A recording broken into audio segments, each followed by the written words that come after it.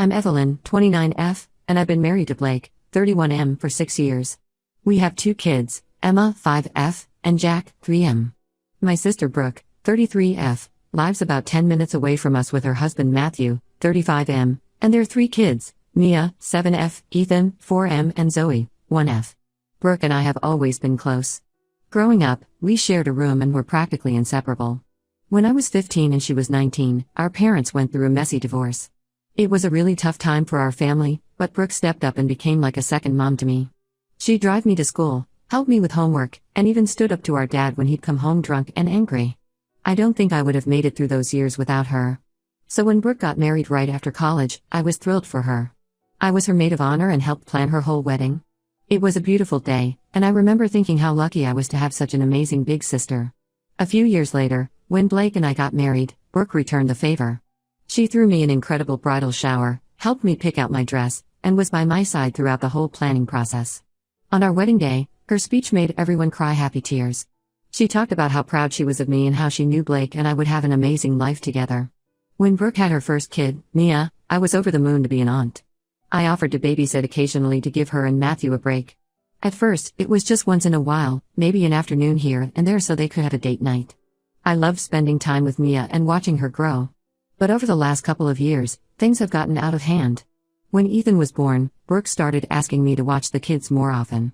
It went from once a month to once a week, then multiple times a week. She'd drop them off for a couple hours and then not pick them up until late at night.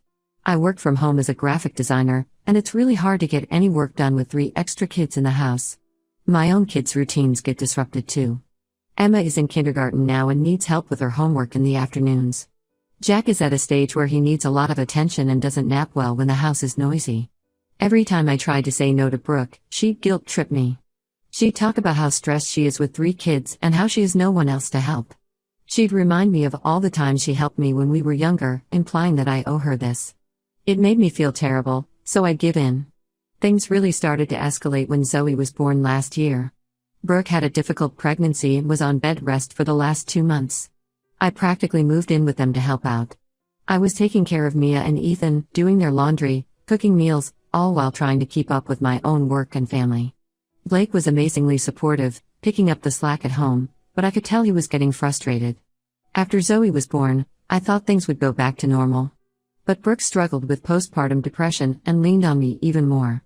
I wanted to be there for her like she'd been there for me, but it was taking a toll on my own family and career. The situation came to a head last month. Brooke texted me at 11 p.m. on a Tuesday asking if I could watch all 3 kids the next day from 7 a.m. to 7 p.m. because she and Matthew both had to work. I told her I couldn't because I had an important client meeting. This client was a big deal. Landing their contract could really boost my freelance business. Brooke kept begging and said she'd lose her job if she missed work. I felt horrible, but I stood my ground and said no. The next morning at 6:30 a.m., Brooke showed up at my door with all 3 crying kids. She literally dropped them off and drove away before I could say anything. I was furious. I had to cancel my meeting and lost that client. When Brooke finally picked the kids up that night, I told her this could never happen again. She started crying and saying I don't understand how hard it is for her. She talked about how overwhelmed she feels trying to balance work and motherhood. She said I was being selfish and that family is supposed to help each other. She brought up all the times she'd helped me in the past and said she thought she could count on me. I snapped. All the frustration and resentment I'd been holding back came pouring out. I told her I'm not a free babysitting service. I reminded her that I have my own family and career to think about.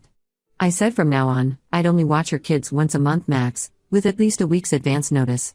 Brooke got really angry. She accused me of abandoning her when she needed me most.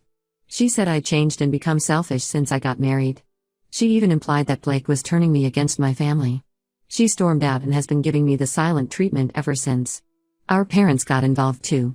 They're furious with me. Mom called and said I'm being cruel and that Brooke is struggling and needs support. She reminded me how Brooke took care of me during their divorce and said I owe her. Dad, who's usually not involved in our lives, even reached out to lecture me about family loyalty. Blake is on my side, but says I should just give in to keep the peace. He hates seeing me upset and thinks it might be easier to just go back to babysitting. But I feel like if I give in now, nothing will ever change. I feel awful. Brooke has always been there for me, and I hate that our relationship has come to this. But I also feel like I'm being taken advantage of. I love my nieces and nephew, but I can't be responsible for them all the time. I'm worried that if I don't set boundaries now, I'll end up resenting Brooke and the kids. Am I the asshole for putting my foot down about babysitting? Should I just suck it up and help my sister? Or am I right to set boundaries? Update 1. It's been about 2 weeks since my original post, and a lot has happened. First, I want to thank everyone for their supportive comments. They really helped me feel less guilty about setting boundaries. The day after I posted, Brooke showed up at my house unannounced. She was crying and apologizing profusely. She admitted she'd been taking advantage of me and promised to respect my boundaries going forward. She talked about how overwhelmed she's been lately and how she didn't realize how much she was asking of me. We had a long talk about our childhood and how our parents' divorce affected us differently. Brooke confessed that she sometimes feels like she has to be the strong one and has a hard time asking for help in a healthy way. I was doubtful but agreed to give her another chance. We set up a schedule where I'd watch the kids one afternoon a week, giving her a chance to run errands or have some time to herself. We also planned a sister's day out for the following weekend, something we hadn't done in years. Things were okay for about a week. Brooke stuck to the schedule and was much more appreciative when I did watch the kids. She even brought over dinner one night as a thank you. We had our sister's day out, and it was really nice. We went shopping, had lunch, and talked like we used to. I started to think maybe we'd turned a corner. But then last Friday, everything fell apart again. Brooke called me in a panic at 4 p.m., saying her regular sitter had canceled last minute and she had an important work dinner. She begged me to watch the kids just this once, swearing it was a real emergency. Against my better judgment, I agreed. She dropped them off at 5 p.m., promising to be back by 9 p.m. at the latest. But 9 p.m. came and went with no sign of Brooke. I texted and called her repeatedly, but got no response. The kids were getting cranky and worried. Mia kept asking where her mom was, and I didn't know what to tell her. By midnight, I was really worried. This wasn't like Brooke at all. I called our parents, but they hadn't heard from her either. Dad drove over to Brooke and Matthew's house, but their car wasn't there. Mom was talking about calling hospitals. I was trying to stay calm for the kids, but inside I was panicking. Finally, at 2 a.m., Brooke stumbled and completely drunk. Matthew was half carrying her. Turns out there was no work dinner. They had gone out partying with friends and lost track of time. When I confronted her, Brooke got belligerent. She accused me of trying to make her look bad and said I should be happy to spend time with my nieces and nephew. I was livid. We got into a huge argument, with Brooke slurring her words and me trying not to yell and wake the kids. I told her to get out of my house and that I was done being her doormat. Matthew apologized profusely and practically dragged Brooke out. The next day, Brooke tried to apologize again.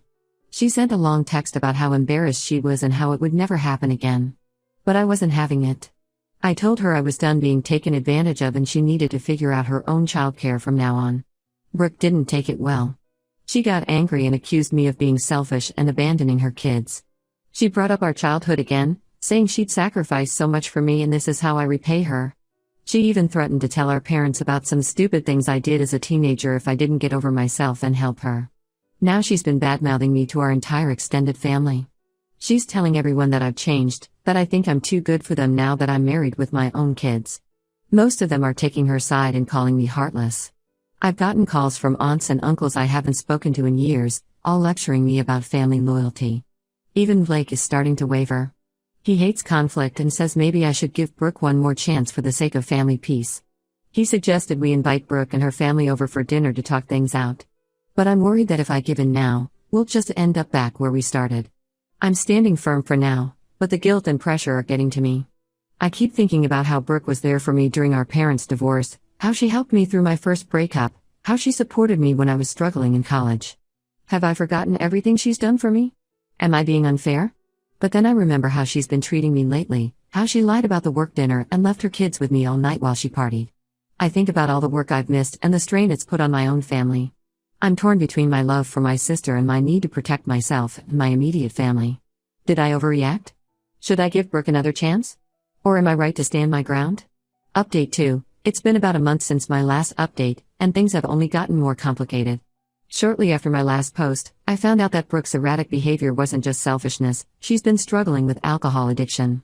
The truth came out in a family meeting called by our parents. Apparently, Brooke's drinking had been a problem for a while, but she'd been hiding it from everyone.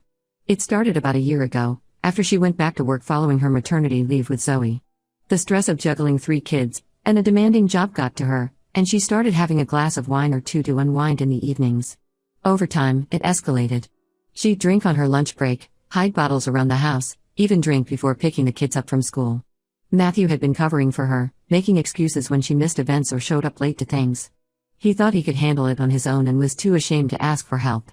The situation came to a head when Brooke got fired from her job about 2 weeks ago. She showed up to an important client meeting visibly drunk and made a scene. Her boss had no choice but to let her go. That's when Matthew finally reached his breaking point and told our parents everything. Learning all this, I felt a mix of emotions. On one hand, I was relieved to know there was a reason for Brooke's behavior beyond just taking advantage of me. On the other hand, I was hurt that she'd been lying to me for so long. We used to tell each other everything, and it pained me to think of her struggling alone. Our parents staged an intervention and convinced Brooke to go to rehab. She'll be there for at least 30 days. Matthew is trying to juggle work and taking care of the kids on his own. He's taken a leave of absence from his job, but he's worried about their finances.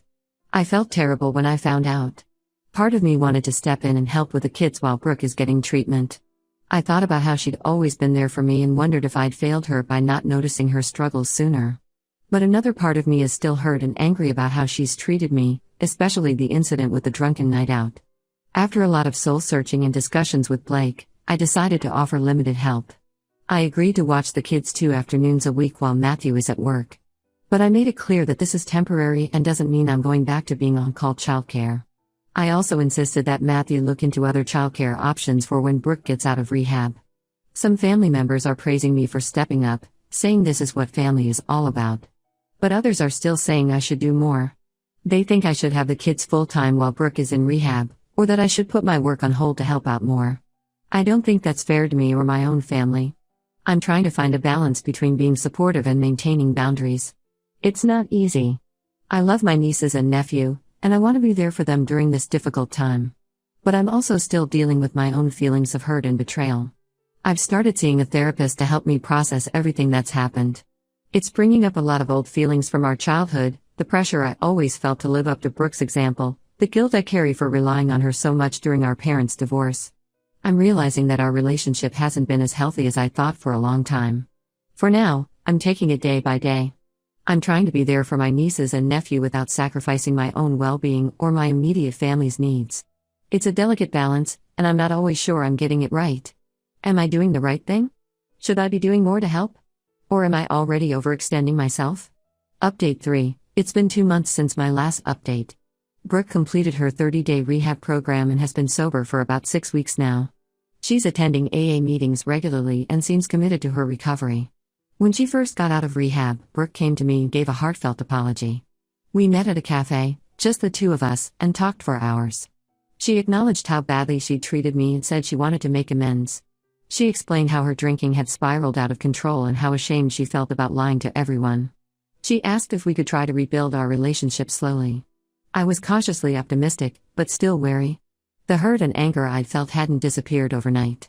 We agreed to start with short, supervised visits where she could see her kids at my house. These visits were awkward at first. Brooke seemed unsure of herself around the kids, and they were confused about why they couldn't go home with her. But over time, things got more relaxed as Brooke proved she could stay sober and be responsible. Last week, Brooke asked if she could start babysitting my kids occasionally to give me a break. She said it would help her feel useful and give us a chance to bond again. I was hesitant at first. The idea of leaving my kids with her brought up a lot of anxiety. But after talking it over with Blake and my therapist, I decided to give it a try. We started small. Brooke watched Emma and Jack for 2 hours while I ran errands. I was nervous the whole time I was gone, but when I got home, the kids were happy and the house was in order. Brooke was clear-eyed and sober.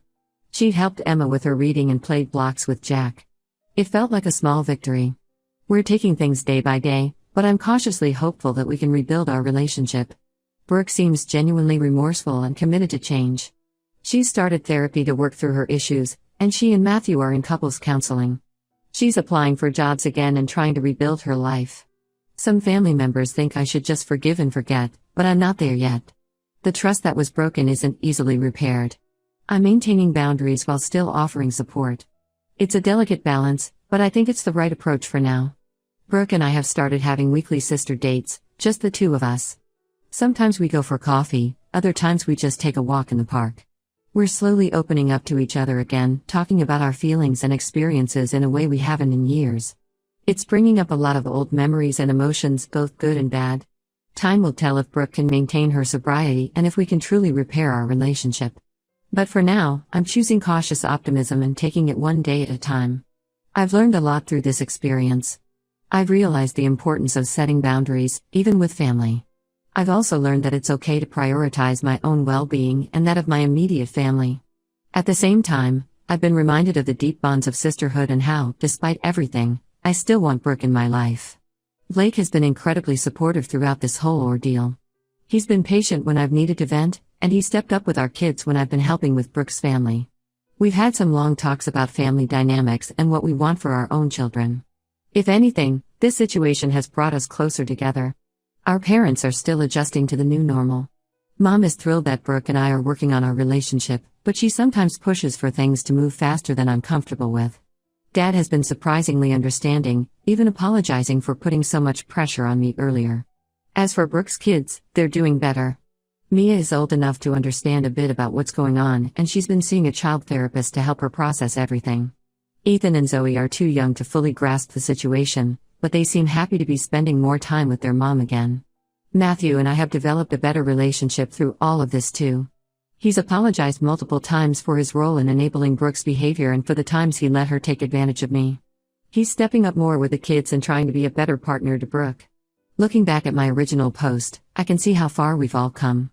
The situation isn't perfect, and we still have a long way to go, but I feel like we're on the right path.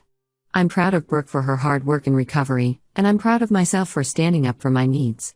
I know there will be challenges ahead. Recovery is a lifelong journey, and there may be setbacks along the way. But I'm hopeful that with continued communication, therapy, and mutual respect, we can build a healthier relationship, not just between Brooke and me, but for our whole family.